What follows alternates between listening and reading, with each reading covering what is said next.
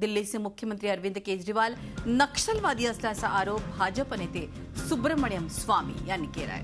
केजरीवाल नक्षलवादी असल्यामुळे त्यांना राज्य करण्यात रस नसल्याचं स्वामी म्हणाले। दिल्लीत मोफत वायफाय देण्यासारखं साधं आश्वासनही त्यांना पूर्ण करता आलेलं नाही, त्यामुळे ते यातून बाहेर पडण्याचा मार्ग शोधत आहेत असंही स्वामी यांचं म्हणणं आहे। आपण बघतो अतिशय घणाघाती अशी टीका केली आहे अरविंद केजरीवालांवरती सुब्रमण्यम स्वामी यांना एक प्रकारे त्यांनी नक्षलवादी संबोधलाय। साधं वायफाय सुद्धा दिल्ली ते देऊ शकले नाही अशा प्रकारे आपण बघतोय की त्यांच्यावरती त्यांनी वार केले। In my opinion, Mr. Kejriwal has come to the conclusion that he cannot deliver on his promises. In fact, a simple promise like giving Wi-Fi to Delhi has not been able to implement. So he has, I think he is looking for a way to get out. He is basically a Naxalite. He is basically a Naxalite. He is not interested in ruling.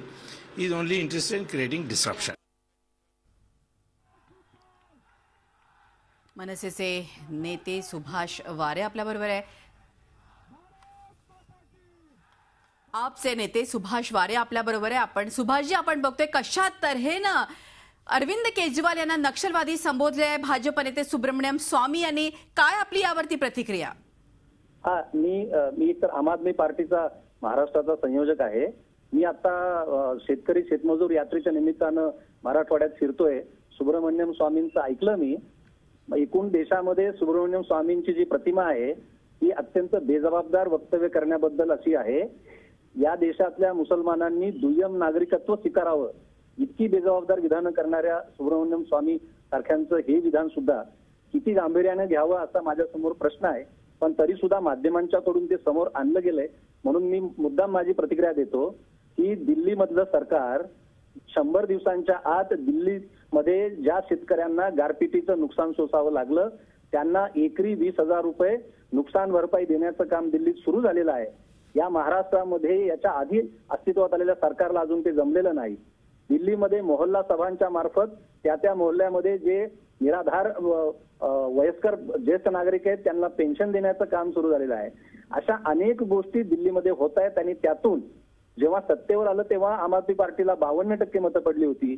आजचं तिथला सर्वे असा सांगतोय की 72% दिल्लीची जनता आम आदमी पार्टीच्या सोबत आहे। याचा अर्थ आम्ही राज्य करत आहोत, जनतेला सोबत घेऊन राज्य करत आहोत आणि करणार आहोत। आता वायफायचा जो मुद्दा आहे, सुब्रमण्यम स्वामी म्हणतायत की इतका सिंपल मुद्दा, तो इतका सिंपल नाहीये, पण तरीही त्याची कार्यवाही सुरू आहे, बैठका झालेल्या आहेत आणि टप्प्याटप्प्याने त्याची प्रक्रिया सुरू आहे। ही माहिती सुब्रमण्यम स्वामींनी घेतली असती तर बरं झालं असतं। आता ज्या संदर्भामध्ये ते बोलता आहेत त्याचंही मी मुद्दाम सांगू इच्छितो की 52% मतं मिळवून जे सरकार सत्तेवर आलेलं आहे त्याला आपल्या राज्याचा मुख्य सचिव जर नेमता येत नसेल तर हे लोकशाहीचं अपयश आहे किंवा लोकशाही बरोबर केलेला विश्वासघात आहे असं पार्टीचं मत आहे। तांत्रिक तरतुदी काहीही असतील पण जनतेनं बहुमतानं निवडून दिलेल्या सरकारला काम करू दिलं पाहिजे। एवढी मागणी जर का अरविंद केजरीवाल करत असतील तर त्यांना नक्षलवादी ठरवण्याचा सुब्रमण्यम स्वामींना काहीही अधिकार नाही। आम आदमी पार्टी दिल्लीमध्ये काम करते आहे, करणार आहे, याचा धसका बसलेला आहे। आणि एक छोटा मुद्दा मी सांगतो, जो छोटा असला तरी अत्यंत महत्वाचा आहे। दिल्लीच्या वीज कंपन्यांचं ऑडिट करण्याची मागणी आम्हाला जेव्हा 28 आमदार मिळाले होते आणि 49 दिवस आम्ही सत्तेत होतो त्याही वेळेला आम्ही लावून धरली होती। हे सगळं कारस्थान त्याच्या मुळाचे आहे।